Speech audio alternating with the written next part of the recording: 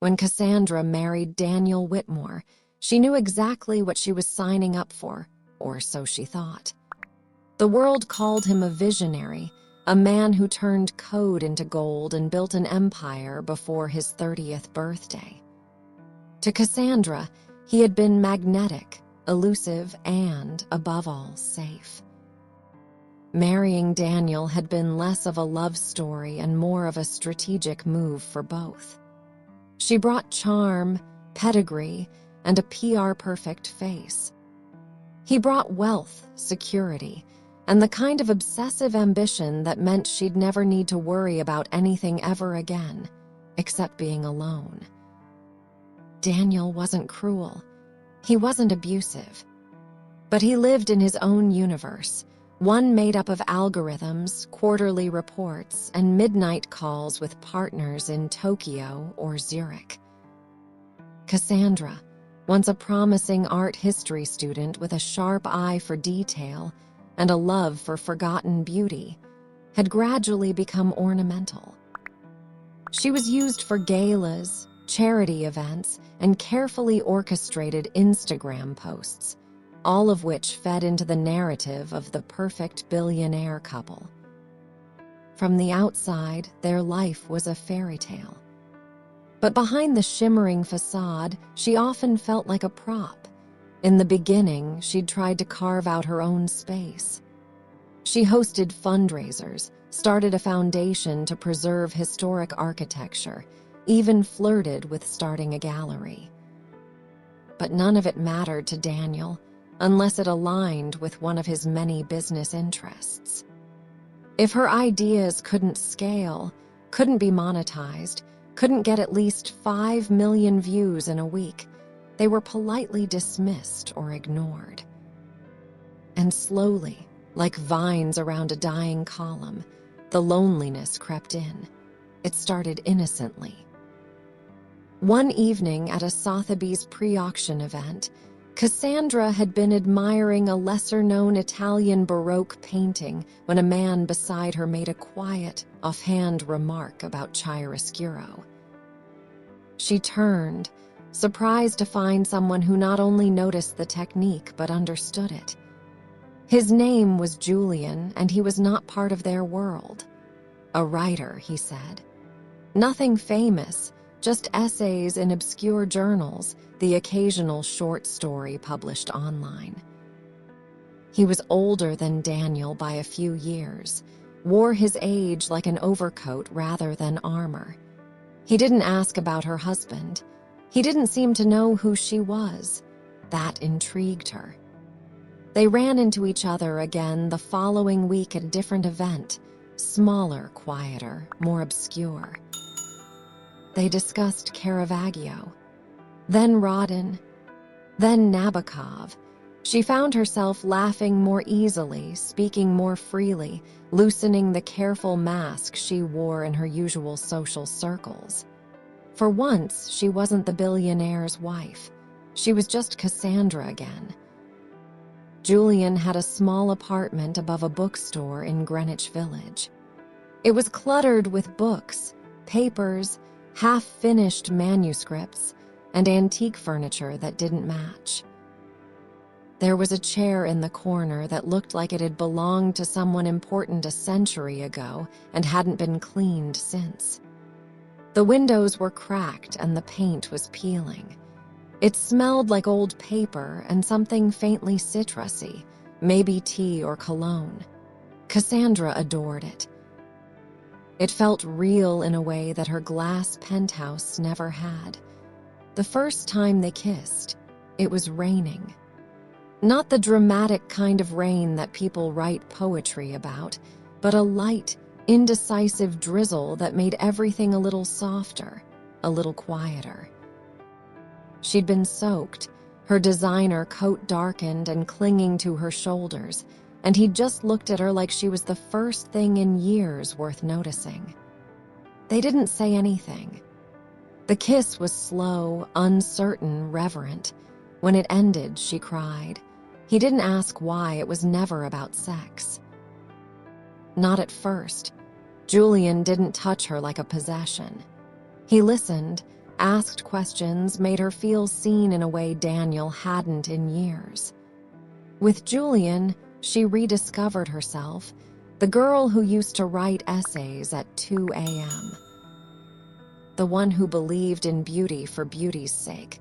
The one who once spent a week traveling alone through Tuscany with nothing but a notebook and a Nikon.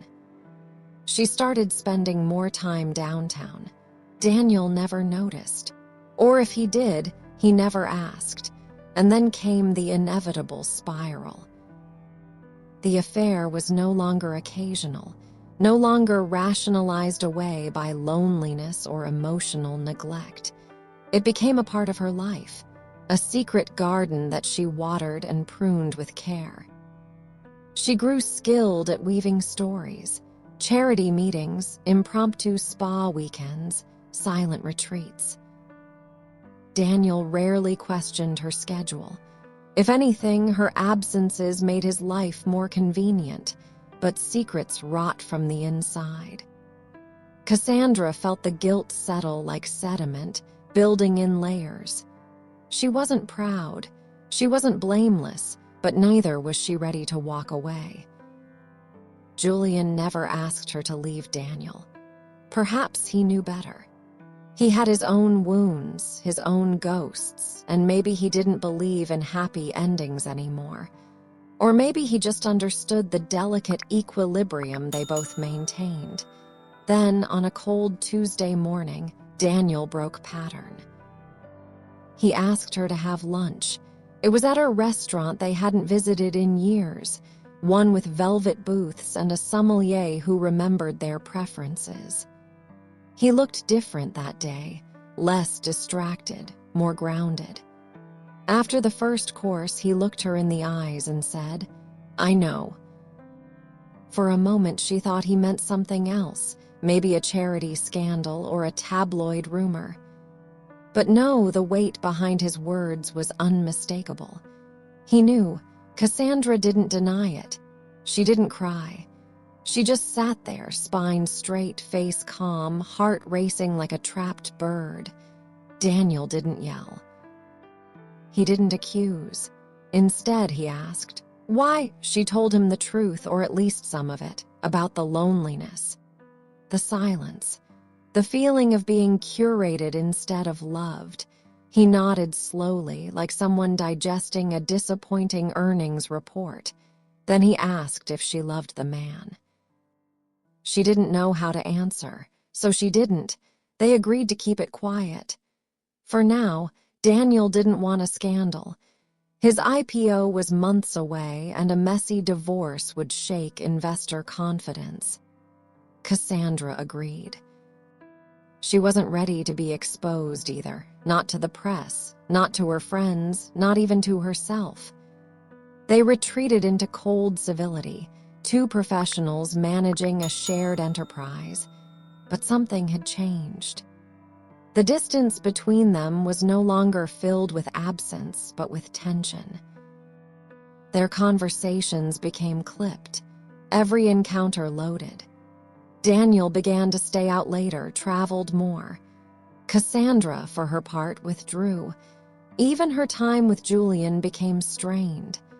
The guilt she once suppressed began to shape her like clay. Julian noticed the change. One night, as they lay together in the fading glow of lamplight, he said, "You're already gone." "I'm still here," she whispered, but she didn't believe it herself. When Daniel's IPO launched, it was a global event. Cassandra stood by his side in a perfect white dress, camera-ready, poised and graceful. She smiled for the cameras. She said all the right things, but her eyes felt hollow. A week later, Daniel served her with divorce papers. It was clean, clinical. A settlement already drafted, the lawyers instructed to make it painless. Cassandra stared at the document in silence. He had written her out of his life like code, efficient, effective, and complete. The final clause allowed her to keep the foundation. That, he said, was the only thing she seemed to truly care about. Julian asked her to move in. She said no. She didn't belong in his world either. She had touched it like a dream, borrowed its warmth, but in the end, she was still tethered to a reality that couldn't be unwritten. And in the aftermath of everything, lies, betrayal, heartbreak, she needed to find out who she was without anyone else's reflection distorting her. Cassandra rented a small loft above an old gallery in Soho. She painted the walls herself. She furnished it with mismatched antiques. She walked everywhere. Some days she'd sit in coffee shops and sketch strangers, imagining their stories. Other days, she visited forgotten churches and ran her fingers over crumbling stone. She started writing again. Not memoir, not confession, just moments, fragments of beauty and sorrow. The world, of course, moved on. The tabloids speculated, the society pages gossiped, but the noise eventually faded. Daniel remarried within a year to a venture capitalist with impeccable credentials and perfect teeth. Julian published a novel loosely based on their affair. She didn't read it. She didn't need to, and Cassandra, she lived quietly, not happily ever after, but honestly. She made peace with her past and with herself. Some nights she still dreamed of Julian's cluttered apartment or Daniel's cold eyes across the table. But when she woke up, there was no guilt. Only the soft morning light and the promise of another day that belonged entirely to her. It was a year before she saw Daniel again. Cassandra had been curating a small but compelling exhibit on post-war European sculpture for a modest museum uptown. It wasn't glamorous, but it was hers. She worked long hours, pored over provenance records, and corresponded with obscure collectors across the continent. For the first time in years, she woke up with purpose. There were days she forgot entirely that she had once been married to one of the richest men in America. Then came the gala. It was a fundraiser, some crossover between philanthropy and networking, and she had almost declined the invitation. But the museum board insisted. Her presence would reassure donors. Besides, it was just one night. She wore a simple black dress, no designer label, her hair loosely pinned. Understated, grounded.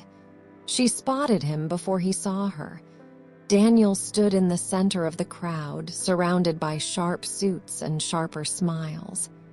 He looked leaner, colder. His new wife clung to his arm, a woman as pristine and flawless as Cassandra had once been expected to be. There was no recognition in her expression as their eyes met. Just calculated observation, the way a strategist sizes up a competitor. Cassandra turned away quickly, retreating to a quieter corner of the room. But the past has a way of pursuing the present. Minutes later, a familiar voice broke through the chatter behind her. "You look different." She turned.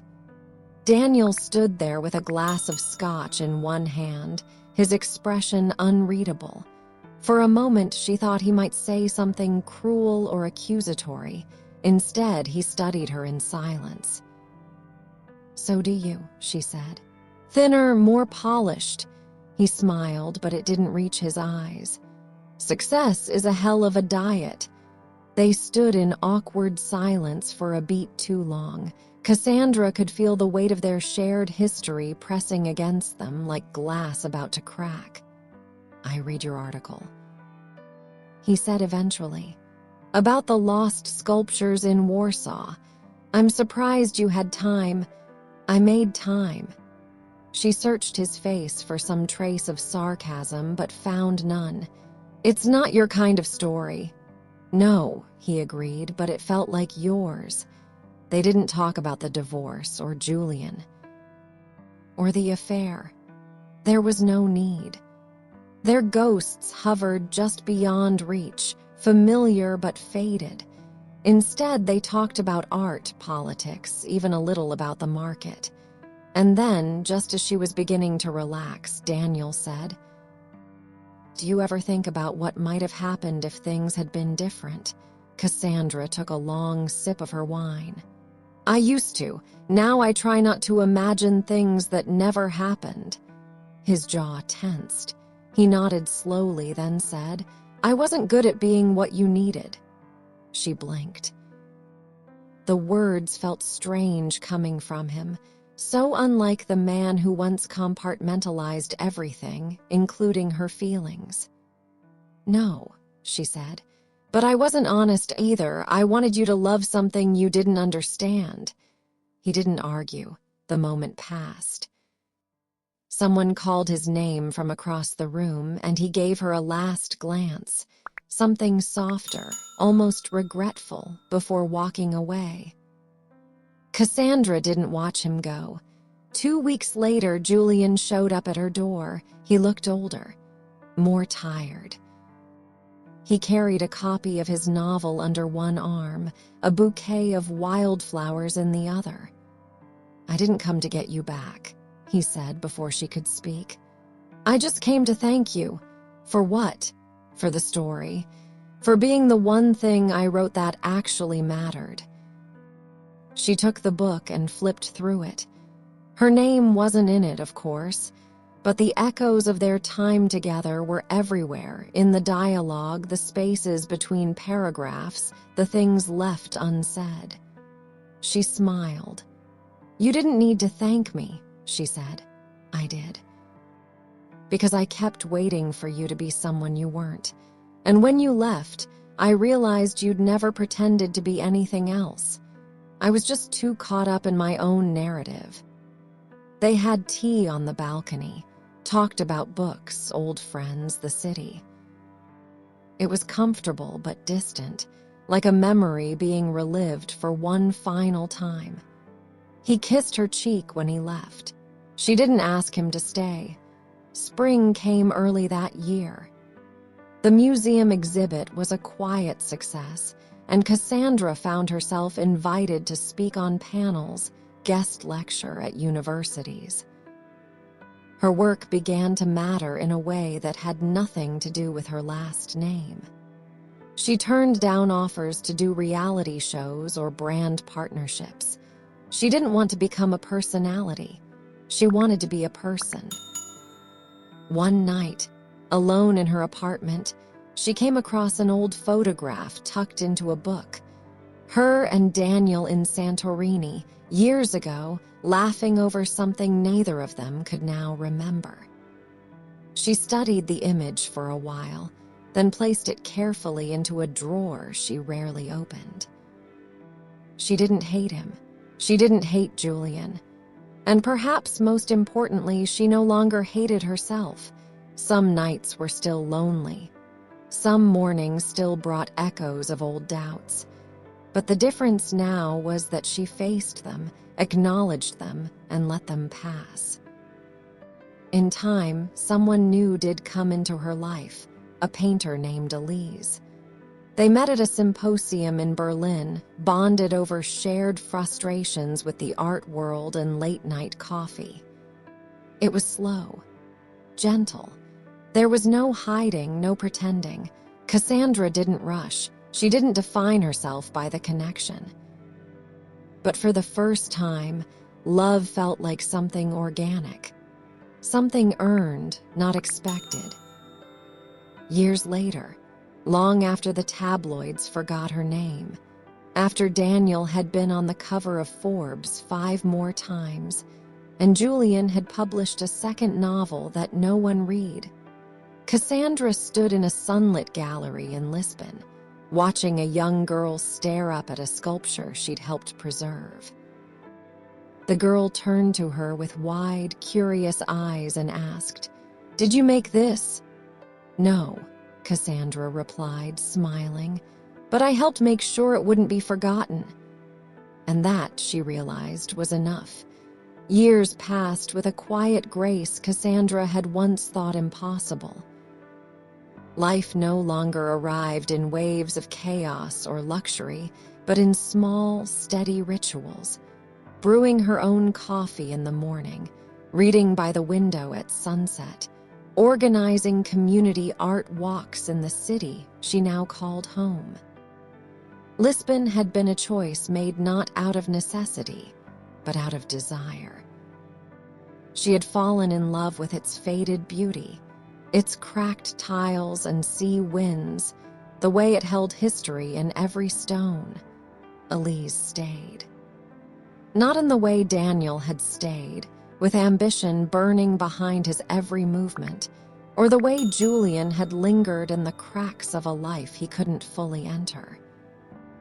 Elise stayed with calm hands and quiet loyalty, never asking Cassandra to perform, never trying to turn her into a muse or a myth. They weren't perfect, but they were real, and over time that had become more than enough. Cassandra rarely thought of the life she had left behind. Not out of bitterness, but because it felt like another self, someone she had mourned and released.